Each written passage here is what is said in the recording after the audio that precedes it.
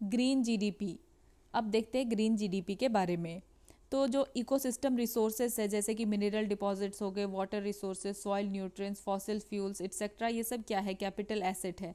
लेकिन traditional national accounts जो है ये सब को इंक्लूड नहीं करता है। ये जो रिसोर्सेस है ये डिप्लीट हो रहे हैं, इन रिसोर्सेज को ये काउंट नहीं कर रहा है। ठीक है, तो इसका मतलब क्या है कि किसी भी कंट्री में क्या हो रहा है कि उसके could cut its forest to set up a factory and deplete it fisheries which would ultimately show only a positive gain in GDP without registering the corresponding decline in asset. कि हम क्या कर रहे हैं, पेड़ काट रहे हैं, फैक्ट्री सेट कर रहे हैं, डिप्लीट हो रही है फिशरीज वगैरह, लेकिन हम सिर्फ अपने क्या देख रहे हैं, पॉजिटिव गेन देख रहे हैं कि हमें जीडीपी में कितना गेन हो रहा है। लेकिन ये सब जो नुकसान हो रहा है, जितना एसेट यहाँ से डिक्लाइन हो रहा है, हम उसको ध्यान नहीं दे रहे हैं। तो इसीलिए फिर यहाँ पे क्या आता है, ग्रीन जीडीपी का कॉन्सेप्ट आता है। ठीक है, ग्रीन जीडीपी का क्या मतलब है कि measurement of GDP growth with the environmental consequences of the growth factored इन। तो इसमें हम क्या ध्यान रखेंगे, जो भी इन्वायरमेंट में प्रॉब्लम हो रही है, जो भी कंसिक्वेंसेस हो रहा है, हम उसको को ध्यान रखेंगे। ठीक है, हम इसमें क्या देखेंगे, कितना मोनिटाइज लॉस हुआ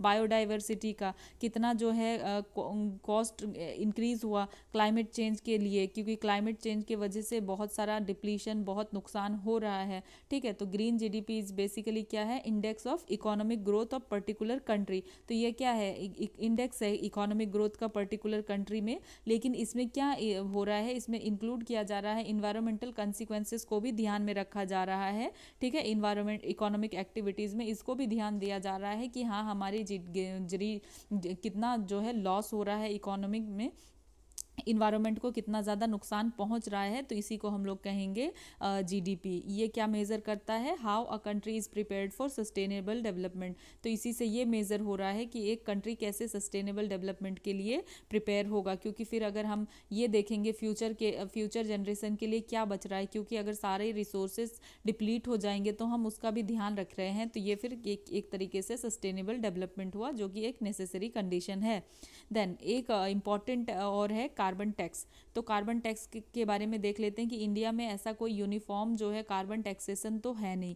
ठीक है, लेकिन जो है स्टेट गवर्नमेंट ने इम्पोज किया है अपना टैक्सेस। ठीक है, क्यों, ताकि जो नेगेटिव एक्सटर्नलिटीज़ हो रही है कार्बन के वजह से, कार्बन इमिशन के वजह से, उसको रोका जाए। ठीक है, नेगेटिव एक्सटर्नलिटीज़ मीन्स कि नेगेटिव जो इफेक्ट पड़ रहा है इन्वायरमेंट पे तो कार्बन की वजह से, तो उसका देखा जाएगा। तो ठीक है, तो ग्रीन सेस इंप्लीमेंट किया गया है कहाँ पे, गोवा में, और इको टैक्स जो है कहाँ, मसूरी में। ठीक है, तो फिर one major introduce by GOI government of India in 2010।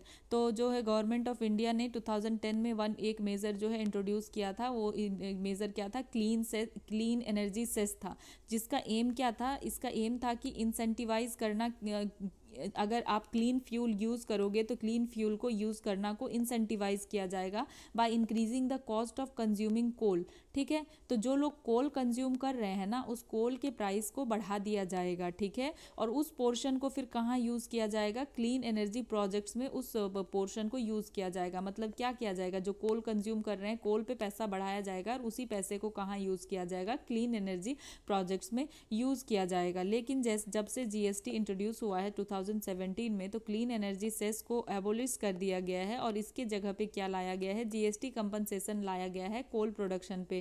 ठीक है, एट 400 पर टन, कितना रखा गया है, 400 जो है पर टन रखा गया है। ठीक है, बट कंपनसेशन सेस जो है क्या कर रहा है, taxes only the uses of coal, जो यूज़, कितना कोल आप यूज़ कर रहे हो उसके ऊपर टैक्स है इस, लेकिन जो है and not the quantum of carbon emission from the uses of coal. इस पे नहीं है कि इस कोल को यूज़ करके कितना हम कार्बन इमिशन, कितना सारा हम कार्बन इमिशन कर रहे हैं, इस पे नहीं है। लेकिन जितना आप कोल यूज़ कर रहे हो उस पे सेस है। ठीक है, तो कार्बन टैक्सेस का क्या है, वो बहुत सारा फ़ायदा भी है, क्योंकि ये डिस्करेज कर रहा है कोई हाईली एमिसिव अगर मटेरियल या सोर्सेस है एनर्जी का, तो उसको डिस्करेज कर रहा है। अगर महंगा होगा तो लोग इसको ज़्यादा यूज़ नहीं करेंगे। और इंसेंटिवाइज किसको कर रहा है, जो यूज़ कर रहे हैं रिन्यूएबल सोर्सेस ऑफ एनर्जी को, तो उनको सस्ता पड़ेगा तो वो क्या करेंगे, यूज़ करेंगे, तो इंसेंटिवाइज हो रहा है। ठीक है, ठीक है। और ये क्या कर रहा है कि अगर कार्बन इमिशन का कॉस्ट हो रहा है तो ये पॉल्यूटर पे पड़ रहा है, ना कि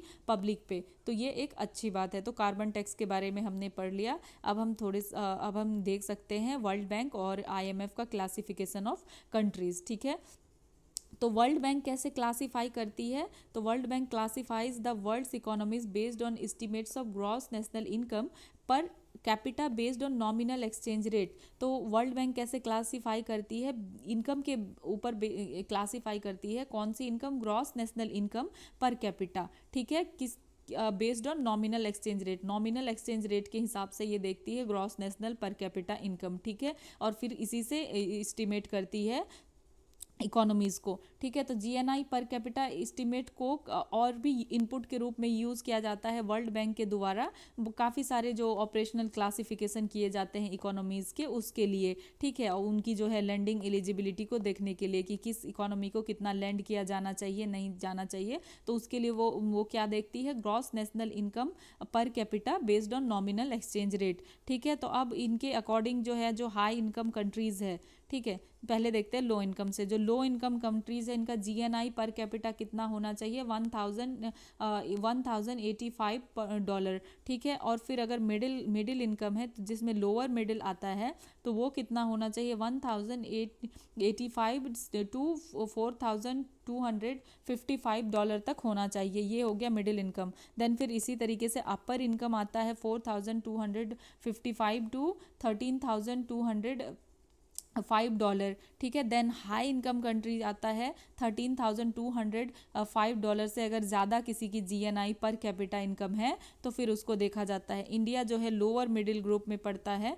क्योंकि इंडिया की जीएनआई पर कैपिटा इनकम जो है $2,500 तक है। ठीक है, नॉमिनल एक्सचेंज रेट के टर्म में। और पीपीपी एक्सचेंज रेट के टर्म में अगर देखें तो इंडिया का जीएनआई पर कैपिटा कितना है? अप्रॉक्स $9,000 है। ठीक है। तो हम लोग कहाँ फॉल करते हैं? लोअर मिडिल इनकम ग्रुप में फॉल करते हैं। ठीक है। क्योंकि अपना कितना है? 2,500। और यहाँ पे क्या है कि 1,085 टू 4,255 के बीच में जो आएगा वो लोअर मिडिल में आएगा। अब वर्ल्ड इकोनॉमिक आउटलुक के अनुसार डब्ल्यूईओ और आईएमएफ भी क्लासीफाई करती है 2 मेजर ग्रुप्स में। ठीक है। एक एडवांस इकोनॉमीज में क्लासीफाई करती है, एंड देन इमर्जिंग मार्केट और डेवलपिंग मार्केट के रूप में क्लासीफाई करती है। तो अब क्लासिफिकेशन किसके ऊपर बेस्ड है? 3 पैरामीटर के ऊपर बेस्ड है। पर कैपिटा इनकम जो है, पर कैपिटा इनकम हम लोग देखेंगे using PPP exchange rate, then कितना एक्सपोर्ट हो रहा है एक्सपोर्ट डाइवर्सिफिकेशन के according, and then degree of integration into global financial system. ठीक है, कि आप कितना इंटीग्रेट कर रहे हो ग्लोबल फाइनेंशियल सिस्टम में। ये सारी चीज़ों को देखकर, इन 3 पैरामीटर को देख करके जो है ये वर्ल्ड इकोनॉमिक आउटलुक या आईएमएफ जो है क्लासीफाई करती है 2 मेजर ग्रुप में। एडवांस इकोनॉमीज हो गए, और देन इमर्जिंग मार्केट और डेवलपिंग इकोनॉमीज हो गए। तो हमने यहाँ तक कवर कर लिया। अब नेक्स्ट क्लास में हम इन्फ्लेशन इंडाइसिस को कवर करेंगे। तो मिलते हैं नेक्स्ट वीडियो में।